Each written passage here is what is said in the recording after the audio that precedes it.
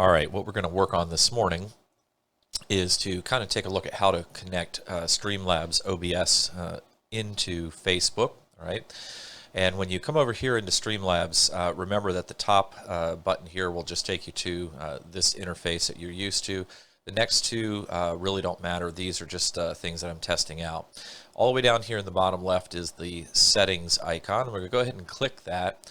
And under general, we've been through some of this. All right, we'll have another video later on to go into details here, but we're going to go to stream, and we are going to go to streaming service, and we're going to choose the streaming service of excuse me, Facebook Live.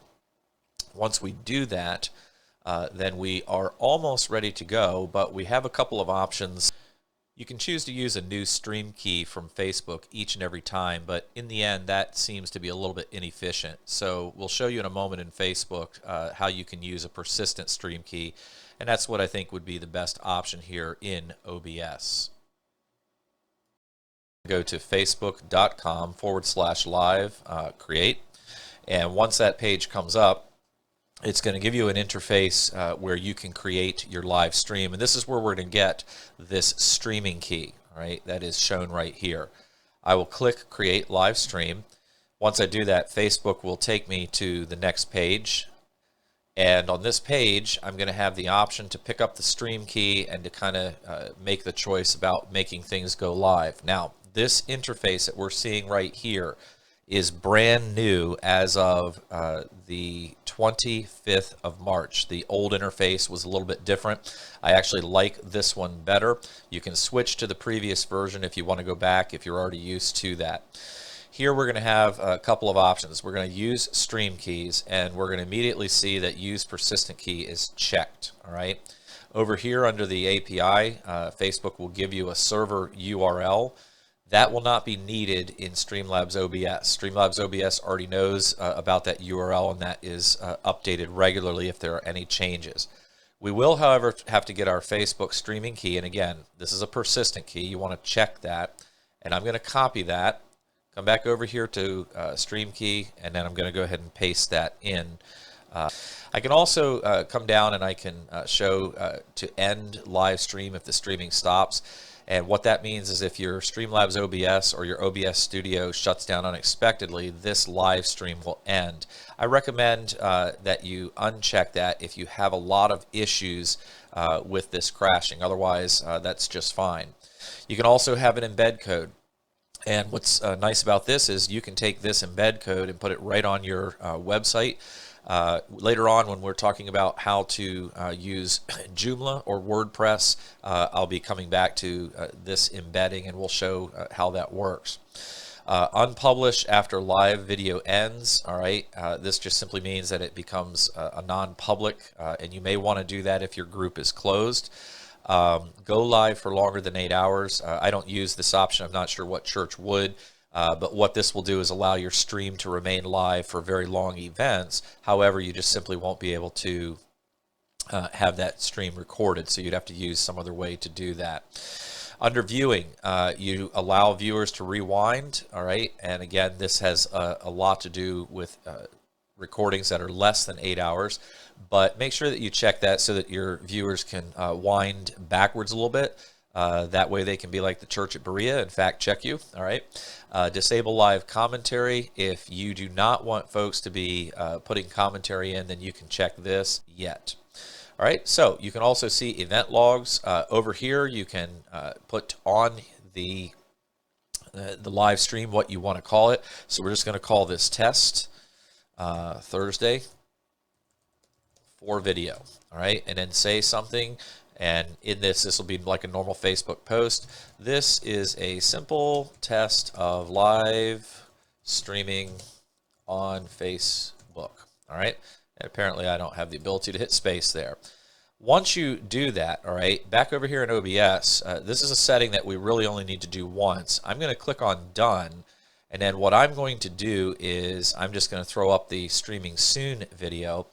And I'm going to click Go Live at this point in time. And what that's going to do is that's actually going to begin sending the feed over to Facebook. And you notice in the lower right-hand corner that it begins to show a little preview. Again, this is a little different from the interface that was available in Facebook up through the 24th of March, but I actually like this interface better. And so now I can actually go live, and what will happen is that this will now be a live stream on Facebook.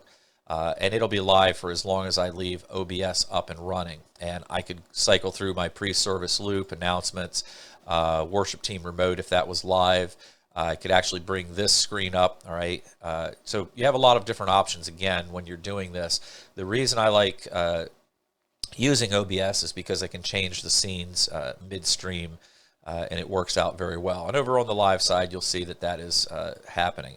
So this is just a test for video, but this live stream has actually gone live on Facebook. So what I'm going to do now is I'm going to come back into OBS, and I'm going to come over to the end stream, and when I click that, the stream to Facebook is going to go dead, and you will see that Facebook didn't react immediately, but it didn't take it very long, and now this video is posted on our timeline, all right, and I can simply go to view post, and we will see that it is now live.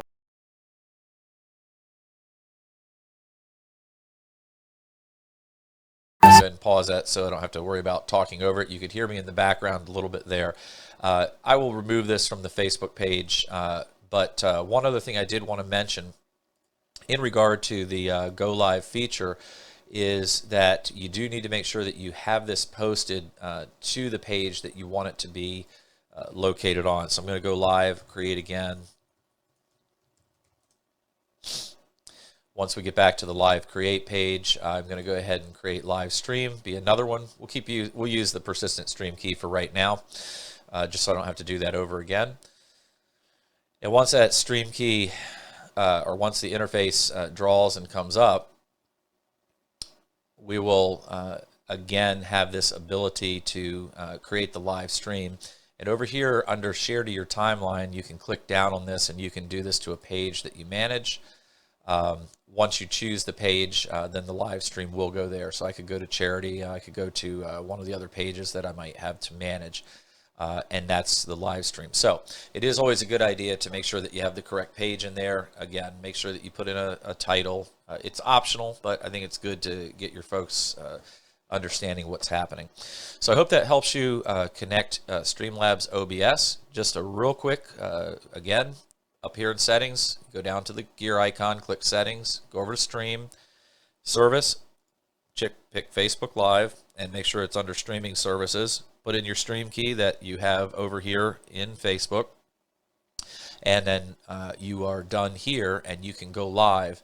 And we'll go through again some details in another video on how to set up these excuse me, these sources and also these scenes, and that will help you out to get a little better understanding of how things work.